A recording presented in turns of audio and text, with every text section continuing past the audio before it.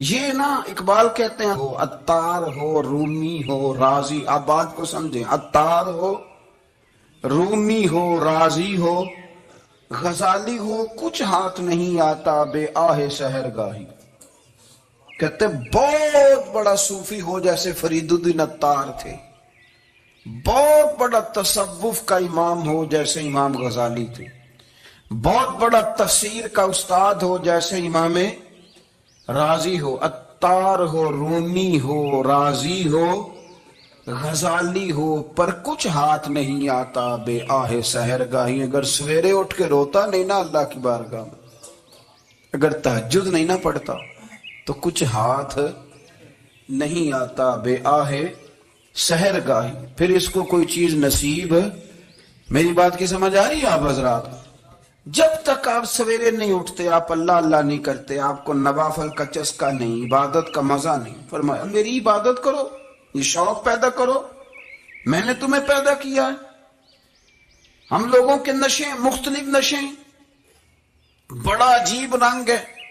محفل کی صدارت کرنے والے بڑے پیر صاحب، بڑے القابات، اوہو بیچ میں سے بندہ تلاش کرنے سے بھی نہیں مل رہا، اتنے بڑے لقب ہیں اس کے، لیکن وہ ساج سنور کے 2.5 گھنٹے بیٹھا رہا محفل میں، اور نماز کا وقت آیا تو اس نے مختصر سی پڑھی، وہ نکل گیا، وہ ہلکے سے سجدے کیے۔ او اتنا بڑا عشق رسول نعت خواں، او ہو کیا بات ہے، اور عشق رسول کا بہت بڑا پیغامبر، بہت بڑا مبلغ، وہ بیچارہ سمجھ ہی نہیں سکا کہ اللہ کے رسول نے فرمایا تو نماز پڑھ میری آنکھیں ٹھنڈی ہو جائیں گی۔ تو یہ نشے کے عادی تو ہیں پر حقیقت کے قائل نہیں ہیں۔ یہ بس ٹھیک ہے، خوابوں کی دنیا میں لوگ زندہ ہیں، پر جن کو یہ جو نشہ تھا نا عبادت کا، یہ میرے رسول پاک کی چاہت ہے، یہ میرے نبی کریم علیہ السلام کی۔ آپ دیکھیں نا حضور مہینوں جا کے غار حرا میں بیٹھتے تھے، کیا وہاں تبلیغ کرتے تھے؟ کوئی کتاب لکھتے تھے؟ رسول کریم علیہ السلام مہینہ رہتے غار حرا میں، کوئی نہ مجھے دیکھے، کوئی نہ مجھے ملے، حضور یہاں کیا ہے؟ فرمایا میں اپنے رب کی عبادت کروں گا۔ نبی کریم علیہ السلام نے سجدوں کے ساتھ پتھروں اور پہاڑوں کو آباد کر دیا، سجدوں کے ساتھ۔ آپ کا سجدہ آپ کو بہت ساری چیزوں سے چھڑا لیتا ہے، یہ بہت ساری جگہوں سے جھکنے سے بچا لیتا ہے۔ صوفیاء اولیاء یہ کیا کرتے تھے؟ یہ سجدے کا ذوق ہی تو پیدا کرتے تھے، سجدے کا ذوق۔ شاہ عبدالعزیز دباغ رحمت اللہ تعالی علیہ اپنے مریدوں سے فرمایا کرتے تھے کہ اگر تم پکے نمازی بن جاؤ نا، تہجد گزار ہو جاؤ، تو میرے پاس آنا جانا چھوڑ دینا۔ اور اس کی حضور کیوں؟ فرمایا میں تمہارے اور رب رسول کے رستے میں رکاوٹ نہیں بننا چاہتا، اور میرا مقصود ہے تمہیں وہاں تک پہنچانا، جب پہنچ گئے تو پھر میری ضرورت ختم ہو گئی۔ ہاں کبھی وسوس آئے، شک پیدا ہو، تکلیف ہو تو آنا، ورنہ میں نہیں چاہتا کہ میں رکاوٹ بنا رہوں۔ تم اللہ اللہ کرو، اس مالک کو راضی کرو۔ میرے رسول پاک علیہ وسلم نے فرمایا بندہ اللہ کے سب سے قریب اس وقت ہوتا ہے جب وہ سجدے کی حالت میں ہوتا ہے۔ کس کے قریب ہوتا ہے؟ اللہ کے سب سے قریب ہوتا ہے، وہ بڑا نیڑے ہے رب کے، بڑا قریب ہے، اس لیے کہ وہ حالت سجدہ میں، وہ جب سجدے کرتا ہے نا اس کی بارگاہ میں جب جھک جاتا ہے۔ آپ ذرا سجدے کی کیفیت دیکھیں نا، زبان بھی یہاں ہے، آنکھ بھی یہاں ہے، کان بھی، عقل بھی ساری، اس نے سارا کچھ رکھ دیا سجدے میں۔ آپ وہ کبھی پیچھے جائیں تو دیہاتوں میں کہا جاتا تھا ناک سے نکیریں نکالو، بہت بڑی سزا ہوتی تھی نا، ناک سے نکیریں نکالو، بڑی سزا ہوتی تھی۔ تو اس نے کہا مالک مجھے کسی نے کہا نہیں، پر دیکھنا میں نے رکھ دی ساری عقل سجدے میں، اور رکھ کے کہا کیا؟ سبحان ربی یا اللہ میں پست ہوں تو اعلیٰ ہے، اللہ تو میرا رب ہے اور تو سب سے اعلیٰ۔ اتنا، اور فرمایا جب یہ اس کیفیت میں ہوتا ہے تو پھر یہ اپنے رب کے قریب ہوتا ہے۔ کثرت عبادت، نوافل، ہمارے ہاں عمرے کی قرآن اندازی محفلوں پہ ہونے لگ گئی ہے، حالانکہ حدیث سے ثابت نہیں۔ میں دوستوں سے کہتا ہوں جائز ہے، کرنی چاہیے، عمرے کی قرآن اندازی جائز ہے، پر کسی حدیث میں نہیں آئی کہ قرآن اندازی کرو عمرہ کرو۔ حدیث میں قرآن اندازی یہ آئی ہے کہ نبی پاک علیہ السلام نے فرمایا تمہیں پتہ چل جائے نا پہلی صف کا ثواب کتنا ہے، تم قرآن اندازی کرو۔ عمرے کی قرآن اندازی کا تو پوسٹر چھپتا ہے، تو یہ والی قرآن اندازی کب ہونی ہے؟ ہونی چاہیے کہ نہیں؟ حضور نے فرمایا تمہیں پتہ چلے کہ اس کا ثواب کتنا تو تم قرآن اندازی کرو، تم قرآن ڈالو۔ جب آپ نماز پڑھ رہے ہوتے ہیں، جب آپ کا مصلی آباد ہوتا ہے، صلاح الدین ایوبی ایک بزرگ سے ملاقات ہو گئی، بیت المقدس پر قبضہ تھا عیسائیوں کا، تو صلاح الدین بڑے پریشان تھے۔ بابا جی کہنے لگے پتر کیا ہوا؟ کہنے لگے حضور پتہ چلا ہے دشمن کے 2 بحری بیڑے اسلحہ لے کے آ رہے، مسلمان پہلے ہی کمزور ہیں، اور اب اگر 2 بحری بیڑے اور آ گئے تو حضور مسئلہ بن جائے گا۔ تو میں پریشان ہوں کہ کس طرح یہ کم مسئلے والی ہماری فوج ہے کیسے مقابلہ کرے گی۔ تو بابا جی کہنے لگے پتر اس طرح کرنا، آج رات تو بھی دعا کرنا اور میں بھی کروں گا، تو بھی دعا کرنا، آپ ناراض نہ ہونا، ہم تو پیروں والے ہیں، ہم تو پیروں کے نوکر غلام ہیں، ہمارا تو گزارا ہی نہیں، ہمیں تو ملتا ہے سارا کچھ وہاں سے۔ پر میرا سوال یہ ہے کہ تعویذ لینے جاتے ہو نفل کیوں نہیں پڑھتے؟ رات اللہ اللہ کیوں نہیں کرتے؟ یہ بھی تو ہمارے بزرگوں کا ہی طریقہ ہے، انہوں نے تو ہمیں سکھایا ہے۔ صلاح الدین ایوبی سے بزرگوں نے کہا کہ رات آج نا اللہ اللہ کرنا، تو میں تیرے لیے دعا کروں گا، تو بھی دعا کرنا۔ تو بندہ جب دکھی ہوتا ہے تو سجدہ کرتا ہے، تو پھر ہی تو مصلی بھیگ جاتا ہے، پھر ہی تو مزہ آتا ہے۔ سکھی بندہ تو کعبے جا کے نہیں روتا، دکھی تھے، تکلیف تھی، تو سر رکھا سجدے میں تو تڑپ گئے۔ اور وہ بابا جی کہتے ہیں میں مسجد آیا تو صلاح الدین چیخیں مار کے رو رہا تھا اور کہہ رہا تھا مالک میں کوئی اپنی شان کے لیے تو نہیں نہ لڑ رہا، اللہ کو میں کوئی قبضوں کے لیے تو نہیں لڑ رہا، مالک تیرے لیے لڑ رہا ہوں، مجھے بے آبرو نہ کرنا، میری مدد فرمانا۔ کہتے ہیں میں آیا تھا کہ مسجد میں دعا کروں گا، پر صلاح الدین ایوبی کو روتے دیکھا تو میں لوٹ گیا۔ تو سویرے صلاح الدین ملے تو بڑے خوش تھے۔ میں نے کہا پتر کیا ہوا؟ کہنے لگے حضور وہ بحری بیڑے 2 آ رہے تھے نا اسلحہ لے کے، دونوں ڈوب گئے، پانی میں ڈوب گئے۔ تو بابا جی کہنے لگے صلاح الدین وہ پانی میں نہیں ڈوبے، وہ تیرے آنسوؤں میں ڈوب گئے، وہ غرق ہو گئے، وہ جو تو نے مصلی آباد کیا تو وہ تیرے آنسوؤں میں ڈوب گئے، وہ غرق ہو گئے، وہ تباہ اتنے قیمتی تھے تیرے آنسو کے بہا لے گئے دشمن کے بحری بیڑوں کو۔ میرے بھائی ٹھیک ہو گیا جی، میرے عزیز سمجھ لیں اس بات کو ہمیشہ کے لیے، اور اس پر غور کرنے اچھے طریقے سے کہ میرے رسول کریم سید عالم صلی اللہ علیہ وسلم نے نا ہماری توجہ دلائی، حضور نے ہمیں بتلایا، ہمارا ذوق بڑھایا عبادت کی طرف۔ ایک صحابی تھے حضرت ابو فاطمہ رضی اللہ تعالیٰ عنہ، یہ ترمذی شریف کی حدیث ہے۔ نبی پاک علیہ السلام نے فرمایا ابو فاطمہ قیامت کے دن مجھ سے جلدی ملنا چاہتے ہو کہ دیر کے ساتھ؟ تو کہنے لگے حضور کون ہوگا جو دیر سے ملنا چاہے، ہم نے تو جان دے دی وعدہ دیدار پر۔ اعلیٰ حضرت فرماتے ہیں جان دے دی وعدہ اور نقد اپنا دام ہو ہی جائے گا۔ مجھے لگتا ہے کہ یہ سودا نقد و نقد ہو جانا ہے، چونکہ ہم نے جان دے دی وعدہ دیدار پر۔ آپ نے وعدہ کیا تھا کہ مریں گے تو پھر زیارت ہوگی، تو مر گئے ہم زیارت کی خاطر۔ جان دے دی وعدہ دیدار پر تو نقد اپنا دام ہو ہی جائے گا۔ اے رضا ہر کام کا ایک وقت ہے، دل کو بھی آرام ہو ہی جائے گا۔ تو حضرت ابو فاطمہ رضی اللہ تعالیٰ عنہ سے نبی پاک صلی اللہ علیہ وسلم نے فرمایا جلدی ملنا چاہتے ہو کہ دیر سے؟ عرض کی حضور فٹافٹ ملنا ہے، میں نے قیامت کے دن آپ سے جلدی ملنا ہے۔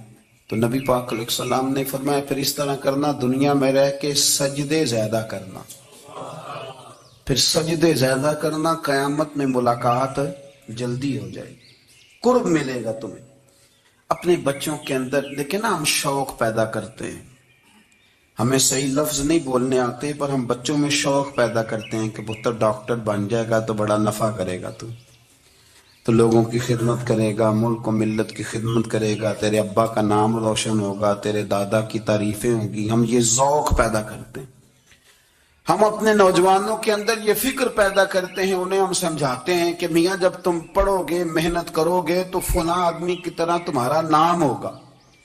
یہ جتنا ذوق ہم بچوں کے اندر ان چیزوں کا پیدا کرتے، ہمیں حکم ہے کسی طرح ہم ذوق پیدا کریں کہ پتر نماز پڑھے گا تو اللہ راضی ہو جائے گا، تو سجدہ کرے گا. دیکھیں نا میرے رسول کریم علیہ السلام نے فرمایا 7 سال کے بچے کو مسجد لے کے جاؤ، یعنی اسے شوق دلاؤ، اس کے اندر یہ خاصیت پیدا کرو کہ اس کا دل کرے مسجد میں جانے، اس کے اندر یہ خصوصیات لاؤ کہ وہ ہمارے ہاں نا ہر چیز کو پرموٹ کیا جا رہا ہے، ہر چیز کو یعنی سر سنگیت سکھانے کے لیے اکیڈمیاں بن گئی ہیں، ہر شے پرموٹ ہو رہی ہے. عبادت کا جذبہ کم ہوتا جا رہا ہے، اللہ کا ذوق ہمارے اندر نہیں رہا. اور اتنا مشکل ہم نے اپنے لیے بنا لیا ہے کہ وہ بندہ جو بڑی زبردست مذہبی گفتگو کر رہا تھا اور تگڑی بات کر رہا تھا، کیا بات ہے، لیکن نماز کے بارے میں کمزوری دکھا جاتا ہے، نوافل کے بارے میں وہ چپکے سے نکل جاتا ہے. امام احمد بن حنبل رحمۃ اللہ تعالی علیہ، مسند امام احمد بن حنبل 14 جلدوں میں ہے مارکیٹ میں، اور مجھے تو خیر پسند ہی پڑی ہے، میں نے کئی دفعہ پڑھی ہے. اور کیا بات ہے امام احمد بن حنبل کی، کیسے تگڑے قسم کے محدث تھے اور اللہ نے کتنا انہیں اعزاز عطا فرمایا ہوا تھا. یہ کوڑے بھی کھاتے تھے دین کی خاطر، سارا کرتا لہو سے بھر بھی جایا کرتا تھا. بڑا اعزاز والا شخص تھے، بڑے اعزاز والے. حدیثیں جمع کرنا، حدیثیں لکھنا، حدیث پڑھانا، سارا دن رہتے تھے. کہہ سکتے تھے کہ میں کر تو رہا ہوں کام، اور حدیث بھی موجود ہے کہ عالم عابد سے افضل ہوتا ہے، پر اس کے باوجود امام احمد بن حنبل رحمۃ اللہ علیہ 300 نفل فرض نمازوں کے علاوہ پڑھا کرتے تھے. 300 نوافل روز پڑھا کرتے تھے. ان کے بیٹے نے کہا ابا جی مکان خریدنا ہے تو جگہ کہاں کر کے لوں، بہت ساری آبادیاں. تو فرمایا پتر وہاں لینا جہاں مسجد قریب ہو. میرے رسول کریم سید عالم صلی اللہ علیہ وسلم اتنا پسند کرتے مسجد کو، اتنا پسند کرتے نماز کو کہ رسول کریم صلی اللہ علیہ وسلم تہجد کی نماز بھی پڑھتے، پھر حضور فجر کی نماز بھی پڑھتے. نبی پاک وتر کو الگ کر کے پڑھتے، عشاء کے ساتھ نہیں پڑھتے. یہ تو ہم اس لیے اجازت دی ہمارے بزرگوں نے کہ بعد میں اٹھے گا کون علیحدہ وتر پڑھنے کے لیے، عشاء کے ساتھ پڑھ لے. وتر پڑھتے، تہجد پڑھتے، فجر پڑھتے، اشراق پڑھتے، چاشت پڑھتے، پھر مغرب کی نماز کے بعد 6 رکعت اوابین پڑھتے، پھر رات کو صلاۃ اللیل پڑھتے. سیدہ عائشہ صدیقہ کہتی ہیں زمانہ سو جاتا اور میرے رسول مصلی بچھا کے کھڑے ہو جاتے. او یار کھیتی باڑی کر کے نہیں، محنت مزدوری کر کے نہیں. جناب عائشہ کہتی ہیں میں یہ بھی دیکھتی کہ حضور ایک آیت شروع کرتے تو ساری رات اسی کو پڑھتے، اور میری نظر جاتی تو قدم مبارک پہ ورم آ جاتا. یار نماز پڑھ کے اتنی مشقت کر کے، اتنی جد و جہد کر کے ورم آ گیا. یا رسول اللہ اتنی محنت کیوں کرتے ہو؟ فرمایا فلا اکون عبدا شکورا، کیا میں اپنے رب کا شکر گزار بندہ نہ بنوں؟ صحابہ کا ذوق عبادتوں کا، ریاضتوں کا، تلاوتوں کا، طبیعت ہے ان کی. وہ ایک دوسرے کو، حضرت مولا علی شیر خدا کرم اللہ تعالی وجہ الکریم کے زمانے میں روم کے بادشاہ نے کہا یار یہ مسلمانوں کا پتہ تو کرو، یہ آخر کیوں اتنے زیادہ مجاہد ہیں. اس زمانے میں جاسوس بھیجنے کا مزاج تھا، اب تو جاسوس پکڑا جاتا ہے، اب تو جاسوس ہے، اور جاسوسی کا شوق ویسے آج بھی ہے. عرض کروں تھوڑی سی بات ہی سلمان سے. پتہ کیا ہمارا مسئلہ ہے؟ ہم جہاں جاتے ہیں نا وہاں تھوڑی خوشبو سونگنے کی کوشش کرتے ہیں. وہ کیا ہے تو یہ کیا ہے تو ادھر کیا ہے تو تھوڑا سا ادھر کیا ہے. میرے رسول پاک پڑھیے درود شریف. سارے پڑھیے ذرا زور سے صلی اللہ تعالی. نبی پاک علیہ السلام نے فرمایا جاسوسی نہ کرنا ورنہ تم بندوں کو خراب کر دو گے. اور فرمایا اس طرح نہ ہو کہ تم کسی کے آپ کھول نہ نکلو تو تمہارے پہلے کھول جائیں. یہ جو ذوق ہے نا یہ ختم کریں. چھوڑیں، مطلب آپ کس چکر میں پڑے ہوئے ہیں؟ اتنی زیادہ توجہ کرنے کی کیا ضرورت ہے؟ نیک کام سے کام رکھیں، اس میں بندہ تھوڑا سا نا آسان رہتا ہے. یہ جو بہت زیادہ ٹٹولنے والے لوگ ہوتے ہیں نا وہ بےچارے پھر عمر ٹٹولتے ہی گزار دیتے ہیں، اس لیے کہ مزاج ہی بہت پکا ہے. بوری کا منہ کھول کے اندر تک ہاتھ ڈالنا تو پھر کئی دفعہ سامنے سے بچھو بھی لڑ جاتا ہے، خرابی ہوتی. تو جاسوسی کی جاتی تھی. اس نے بھی جاسوس بھیجے کیونکہ قبیلوں کے لوگ تھے، کچھ مسلم کچھ کافر، پہچانے نہیں جاتے تھے لوگ. تو کچھ لوگ اس نے بھیجے، انہوں نے آ کے نا تحقیق کی، ریسرچ کری کہ آخر ماجرا کیا ہے. تو واپس جا کے انہوں نے رپورٹ دی نا روم کے بادشاہ کو. اس رپورٹ کا ایک جملہ بڑا شاندار ہے. وہ کہنے لگا بادشاہ ہمیں مسلمانوں کی کوئی سمجھ نہیں آئی، ہمیں کوئی سمجھ نہیں آئی. انہوں نے کہا کیوں نہیں سمجھ آئی؟ کہنے لگے یار عجیب بندے ہیں، جب رات مصلے پہ بیٹھتے ہیں تو یوں لگتا ہے ان کا دنیا سے رشتہ ہی کوئی نہیں، کوئی کسی کو نہیں جانتا. کوئی اپنے دکھ سنا کے رو رہا ہے، کوئی اپنی بات کر کے رو رہا ہے.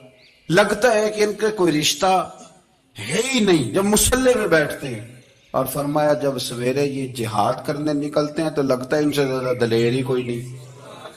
حالانکہ جو مسلوں پہ رونے دھونے کے لوگ ہوتے ہیں وہ کئی دفعہ جہاد میں کام نہیں کرتے، لیکن عجیب لوگ ہیں کہ رات کے راہب ہیں، دن کے مجاہد ہیں، کوئی سمجھ نہیں آتی. میرے عزیز، ان لوگوں نے مصلح آباد کر کے رکھا، تلاوتیں ان کا ذوق رہی، منظر روز پڑھنا، اسباق پڑھنا، وظائف پڑھنا، یہ ان کا ذوق رہا. اعلیٰ حضرت بریلوی رحمت اللہ نے 1000 کتاب لکھی ہے، لیکن الوظیفۃ الکریمہ کے نام سے جو وہ صبح و شام وظائف پڑھتے تھے وہ الگ انہوں نے ان کو بیان کیا، پابندی کے ساتھ اپنی اللہ اللہ کرتے. شیخ شہاب الدین سہروردی رحمت اللہ علیہ اس پر ایک بندے نے اعتراض کیا. اس نے کہا جی آپ کس قسم کے صوفی ہیں، مرید بیٹھے ہیں اور آپ وہاں نفل پڑھ رہے ہیں؟ یہ بھی بڑا مسئلہ ہوتا ہے نا. جو بندہ ملنے آتا ہے وہ اپنے ٹائم کے حساب سے آتا ہے، اور پھر اس کا یہ بھی خیال ہوتا ہے کہ پیر صاحب جو ہیں وہ چونکہ درویش ہیں تو نہ انہیں روٹی کھانی چاہیے نہ سونا چاہیے، چونکہ وہ درویش ہیں، اور ہم چونکہ درویشوں کے ماننے والے ہیں لہذا ہمارا یہ طریقہ ہونا چاہیے کہ جیسے ہم کہیں درویش ویسے ہی کر جائے. حالانکہ جس کو آپ درویش کہیں گے آپ اس کی مانیں گے، آپ منوائیں گے نہیں، تمہارا مزاج ہوتا ہے. شیخ شہاب الدین پر لوگوں نے اعتراض کی، حضور لوگ ملنے آئے ہیں، زیارت کرنے آئے ہیں، یہ بندے دعا کرانے آئے ہیں، اللہ اللہ کرانے آئے، اور آپ نفل پڑھ رہے ہیں. کیا جملہ ہے، کیا حسن ہے، کیا خوبصورتی ہے. فرمانے لگے رب رسول سے مانگنے کے لیے مصلی بچھایا ہے، اگر وہاں سے مانگوں گا نہیں تو تمہیں دوں گا کیا؟ پہلے مجھے کچھ لے تو لینے دو، اگر میرے پلے کچھ ہے ہوگی تو آگے دوں گا نا. تو میں مانگنے گیا تھا کہ یا اللہ دے، تیرے بندے لینے آئے، دے تو میں کچھ لوں گا تو آگے دوں گا نا. لیکن ہمارا یہ سٹیٹس، یہ مزاج، یہ شعور نہیں ہے. گپیں، کہانیاں، داستانیں، گفتگو، خطابت، واز، کیا بات. لیکن اگر کچھ کرنے کا کام ہو تو وہ نیم سے ہوتا ہے. میرے نبی کریم علیہ السلام نے مصلی سے دل لگانے کا درس دیا، حضور نے توجہ دلائی. صحابہ اس ذوق کے حامل لوگ تھے، وہ کوشش کرتے تھے. جناب صدیق اکبر رضی اللہ تعالیٰ عنہ کا عبادت کا مزاج ہمیشہ قائم رہا. حضرت عمر فاروق ساری رات اللہ کے حضور کھڑے رہے. حضرت عثمان غنی رضی اللہ تعالیٰ عنہ عشاء کی نماز پڑھ کے 2 رکعتوں کی نیت باندھتے تھے، 15 سپارے پہلی رکعت میں پڑھ دیتے اور 15 سپارے قرآن مجید کے دوسری رکعت میں پڑھ دیتے. آپ نے نا حضرت عمر فاروق کے وصال کے بعد ان کی ایک بیوہ سے نکاح کیا. حضرت عثمان غنی نے نکاح کیا. وہ خاتون آپ کے نکاح میں آئیں تو عرض کرنے لگی امیر المومنین میرے لیے اعزاز تو بہت ہے کہ میں امیر المومنین کی بیوہ تھی تو امیر المومنین کی منکوحہ ہو گئی ہوں، لیکن حضور نہ تو میں جوان ہوں کہ میرے اندر رغبت ہوتی اور نہ میں اب اس قابل ہوں کہ کوئی خدمت کر سکوں. میرے ساتھ نکاح کی وجہ کیا بنی؟ تو عثمان غنی رو پڑے، فرمانے لگے میں نے عمر فاروق کو مسجد میں اپنے رب سے ڈرتے ہوئے دیکھا ہے، میں نے اسے روتے ہوئے دیکھا ہے، عدل کرتے دیکھا ہے، انصاف کرتے دیکھا ہے، امت کی خیر خواہی کرتے دیکھا۔ تمہارے ساتھ نکاح اس لیے کیا ہے کہ تم مجھے یہ بتاؤ کہ عمر فاروق گھر کے اندر اپنے رب کو کیسے راضی کرتے تھے، گھر کے اندر کیسے راضی کرتے تھے، وہ طریقے بتلاؤ، تم بتاتی جانو اور میں بھی اسی طرح گھر میں عبادت کروں۔ میرے رسول کریم علیہ السلام نے ارشاد فرمایا، حضور فرمانے لگے جس گھر میں اللہ کا ذکر ہوتا ہے وہ گھر زندوں کا ہے، اور جس گھر میں رب کریم کا ذکر نہیں ہوتا وہ گھر زندوں کا نہیں ہے۔ گھر نا ہم نا کتابوں میں پڑھتے ہیں کہ ایک بزرگ کہتے ہیں، حضرت فضیل بن عیاض کہتے ہیں کہ میں ایک گلی سے گزر رہا تھا تو گھر کے اندر کسی قاری صاحب نے قرآن کی آیت پڑھ دی، وَلِمَنْ خَافَ مَقَامَ رَبِّهِ جَنَّتَانِ۔ میں تے میرے کانوں سے ٹکرائی تو اللہ نے میری کایا ہی پلٹ دی، میں توبہ کر گیا۔ اب گھر کے اندر سے آواز آئے تو صحیح نہ تلاوت کی، پر اندر سے آواز آتی نہیں، یا ڈیک بجنے کی آواز آتی ہے، یا ٹی وی چلنے کی آواز آتی ہے، یا دھوم مچانے کی آواز آتی ہے۔ عبادت کا وہ جو خاص شوق تھا، وہ جو حسن تھا، وہ جو توانائی تھی، وہ جو بات تھی۔ ایک جگہ پہ ہم بیٹھے تھے تو وہاں ایک صاحب آئے اور انہوں نے آتے ہی کہا کہ مہربانی کریں ذرا مجھے مصلی دے دیں، میرے نہ کچھ نفل رہ گئے۔